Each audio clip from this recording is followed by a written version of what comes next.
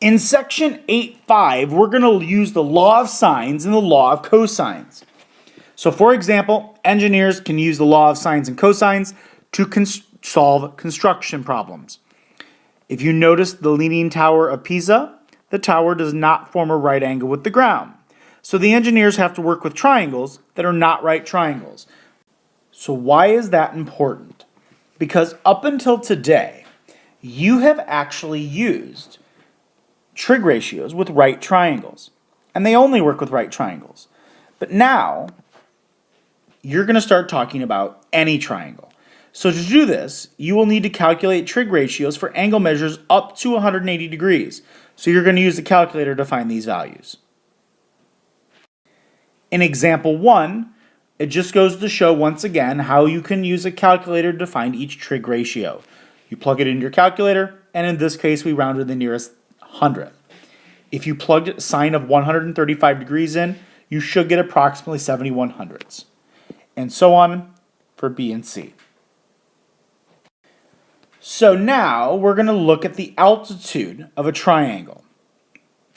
You can use the altitude of a triangle to find a relationship between the triangle's side lengths. Here's why it's important. We do not know that angle C is a 90-degree angle. So because we don't know that, we can't just use trig ratios on this entire triangle ABC. But we can use the altitude. So here's the relationship. I'm going to let H represent the length of the altitude from angle C to segment AB. From the diagram, you will notice that sine, if we use sine of angle A, sine of A is equal to opposite over hypotenuse. That would be H divided by B. And sine of B is the same, H divided by A. By solving for H on both of these, you find that H would equal B times the sine of A, and that solving for H would be A times the sine of B. Therefore, by substitution, we know that B equals sine of A equals A times sine of B. And then sine of A divided by A would equal sine of B divided by B. So you can use another altitude to show that these ratios are equal. Sine of C divided by C. Now you will never have to prove this. I'm just proving to you law of sines. And here it is, the law of sines. I love the law of sines because it's easy. The sine of angle A divided by A, and then sine of B divided by B, and sine of C divided by C. You'll notice that all of the angles are over the side lengths across from them. We use capital letters for angles, lowercase letters for sides. That is important. Lowercase letters for sides, capital letters for angles. You are going to use the law of sines to solve a triangle when you are given this. Two angle measures in any side. Basically, angle side angle or angle angle side. Or two side lengths and a non-included angle measure, side side angle. Now you're like, wait a minute, I thought we couldn't use side. These aren't congruency. We're not talking about congruency here. We're just talking about the way that you'd have. So you could have angle, side angle, angle, angle side, or side side angle. Any of these combinations for a right triangle, we can use the law of sines. So let's actually use the law of sines. Here we go. We want to find each measure. Round lengths to the nearest tenth and angle measures to the nearest degree. So I need to find the length of DF. In this problem, we have angle, angle, side. So all we do is we pick the things that are across from each other. We need to find DF, which is this angle. So if you look here, we're going to talk about these two and these two. So we just set them up. We always start with the angle. Sine of 105 divided by the side across from it, 18, equals sine of E, which is 32 degrees, divided by the side across from it, which is X. And now we simplify this. Now you're like, what do I do? We cross multiply. X times the sine of 105 equals 18 times the sine of 32 degrees. I divide both sides by sine of 105 degrees, and I get 18 times the sine of 32 degrees divided by the sine of 105 degrees. You just punch it in your calculator. 18 times the sine of 32 degrees divided by the sine of 105 degrees gives you approximately 9.9. In part B, the measure of angle S. So let's start with the measure of angle S. We have side-side angle. Therefore, we can start with whatever we want. We can start with the measure of angle S. We can start with T. It doesn't matter. So I'm going to do sine of 75 degrees. Let's start with T over 7 equals sine of S, because that's what we don't know, over 5. We cross multiply. 5 times sine of 75 degrees equals 7 times sine of S. I want to solve for sine of S. So I first divide by 7. This gets a little weird. So I get sine of S equals 5 times sine of 75 degrees divided by 7. But now I want to separate the sine, which means I need to do inverse sine. So that's going to be the measure of angle S is equal to the inverse sine of 5 times the sine of 75 degrees divided by 7. Punch this entire thing in your calculator, and you will get the measure of angle S to the nearest degree as 44 degrees.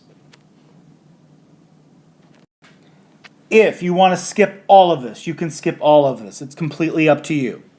But if you want to pause the video and do some examples on your own, I'm going to write down the answers for each of these.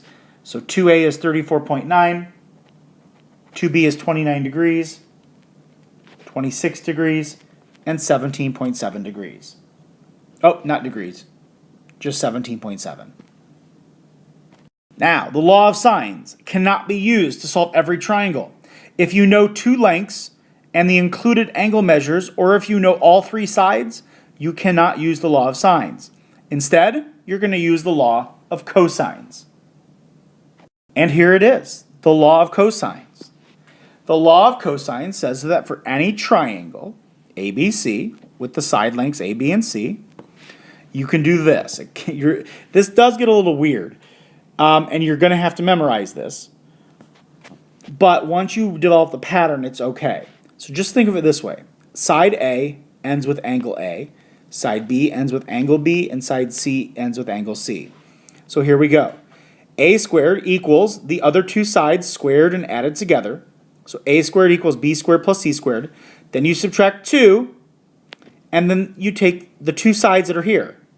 B times C times cosine of angle A. B squared equals A squared plus C squared minus 2 times both of these sides times cosine of this angle, B. And then C squared equals A squared plus B squared minus 2 times AB times cosine of angle C. So when do you use it? You're going to use the law of cosines to solve a triangle when you have a sides and their included angle measure, or all three sides. In example 3, we're going to use the law of cosines to find the missing measures. So in A, we need to find the length of BC. Now, here's A, so I'm going to call this just A then, little a. So because I need to find little a, I'm going to start with that. A squared equals the other two sides squared and added together. Then I subtract 2 times each of those sides times cosine of the original angle, which in this case is 62 degrees. So now I simplify this. I get 9 squared and 14 squared. So you just square them. Minus 2 times 9 times 14 times cosine of 62. You punch the entire thing in your calculator. You get a squared is approximately 158.6932. You take the square root of that, and that gives us, rounded to the nearest tenth, approximately 12.6. So the length of BC is approximately 12.6. In B, we want to find the measure of angle R. So since we're finding the measure of angle R, we want to use the R value first. So we're going to start with 9 squared equals the other two sides squared added together, minus 2 times those two sides, 4 and 7, multiplied together, times cosine of angle R. So in this case, if we take, this is a little different, we're going to get 81 equals 16 plus 49 gives me 65, minus 2 times 4 times 7 is 56, cosine of R. So now I subtract 65 on both sides.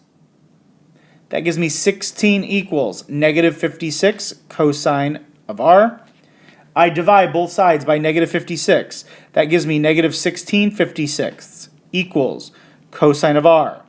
I then have to find the measure of angle R by taking inverse cosine of negative 16 56, which gives me the measure of angle R as approximately, to the nearest degree, 107 degrees.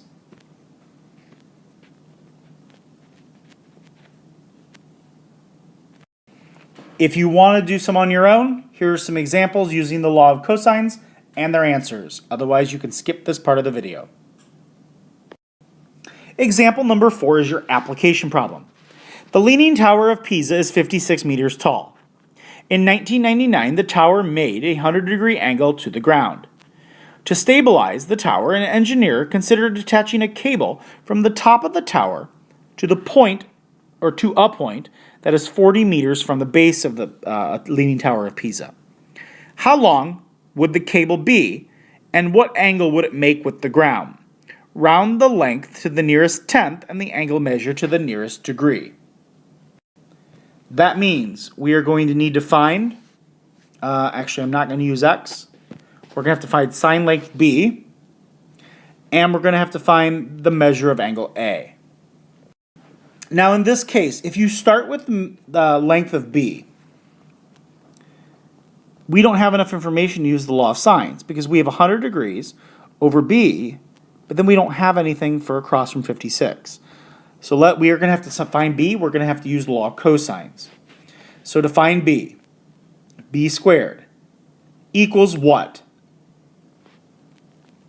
40 squared plus 56 squared minus 2 times 40 times 56 multiplied by the cosine of angle B. If you just plug all of this in a calculator, B squared would be equal to 5,513.9438 and so on. You should just hit square root, and B is approximately, rounded to the nearest tenth, 74.3 meters. Here's the big problem. You have to use B to find angle A. So what you're going to have to do is store it in your calculator, or you're going to have to enter this entire thing in again when you use it to find the measure of angle A. So I'm going to use this value here. Whoops, not that value. I'm going to actually show it to you as like dot, dot, dot. But you're going to have to use the actual value. So now we can use the law of sines to find the measure of angle A. So I could do sine of A over 56 equals sine of 100 over, now B, we found B as what? We found B as approximately, and I'm just going to write this down on here, is 74.2559 dot, dot, dot, and so on. Cross multiply. That gives you 74.2559 dot, dot, dot. Sine A equals 56 times sine 100. I divide, so sine of A equals 56 sine 100 of degrees, divided by 74.2559, dot, dot, dot. And lastly, the measure of angle A, I'm going to have to do inverse sine. So the measure of angle A is going to be equal to inverse sine of all of this over the 74.2559 and so on. If you did it correctly, the measure of angle A would give you approximately 48 degrees. The two things from this chapter that you should know, or this section, would be law of sines and law of cosines.